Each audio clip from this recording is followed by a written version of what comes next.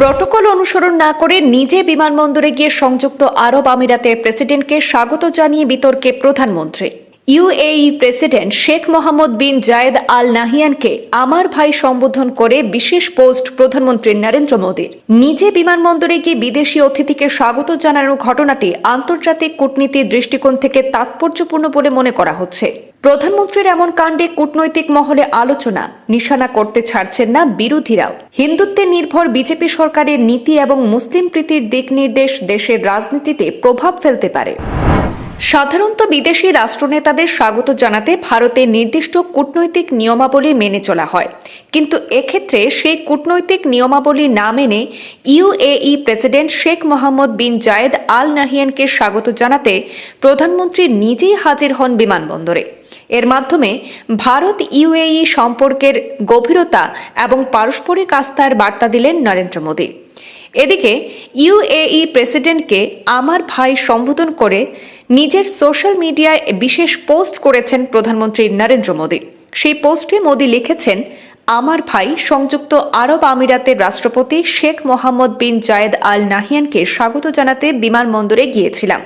তার এই সফর ভারত সংযুক্ত আরব আমিরাতের শক্তিশালী বন্ধুত্বের প্রতি তার গুরুত্বের প্রতিফলন ঘটায়। আমাদের আলোচনার জন্য অধীর আগ্রহে অপেক্ষা করছি। সোশ্যাল মিডিয়ায় প্রধানমন্ত্রীর এই পোস্টের পরে সামাজিক মাধ্যম তোলপাড় শুরু হয়েছে। হিন্দুত্বের নির্ভর বিজেপি সরকারের নীতি এবং মুসলিম প্রীতির দিক নির্দেশ দেশের রাজনীতিতে প্রভাব ফেলতে পারে বলে মনে করছে রাজনৈতিক অভিজ্ঞ মহল। ভারত এবং সংযুক্ত আরব আমিরাত বর্তমান কৌশলগত অংশীদার। প্রতিরক্ষা, জ্বালানি, বাণিজ্য, প্রযুক্তি ও বিনিয়োগ সব ক্ষেত্রেই দুদেশের সহযোগিতা ক্রমশ বাড়ছে। বিশেষ করে ভারতের শক্তি, নিরাপত্তা এবং প্রবাসী ভারতীয়দের কর্মসংস্থানে সংযুক্ত আরব আমিরাতের ভূমিকা অত্যন্ত গুরুত্বপূর্ণ বলেও দাবি তুলেছে শাসক শিবির। কূটনৈতিক মহলের মতে প্রধানমন্ত্রী মোদীর এই পদক্ষেপ মুসলিম বিশ্বের প্রতি ভারতের বন্ধুত্বপূর্ণ অবস্থানকেও তুলে ধরে। একই সঙ্গে এটি বহুত্ববাদী ভারতের কূটনীতির একটি শক্ত বার্তা। প্রসঙ্গত, প্রধানমন্ত্রী নরেন্দ্র মোদী এবং শেখ মোহাম্মদ বিন জায়েদ নাহিয়ানের মধ্যে ব্যক্তিগত সৌহার্দ্য দীর্ঘদিনের। আন্তর্জাতিক কূটনীতিতে এই ধরনের ব্যক্তিগত সম্পর্ক অনেক সময় আনুষ্ঠানিক প্রোটোকলের চেয়েও বেশি কার্যকর বলে মনে করা হয়।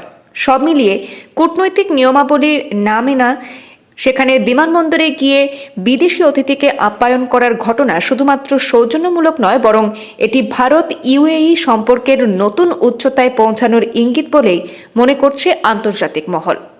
ব্যুরো রিপোর্ট, পূর্বাঞ্চল প্রতিদিন।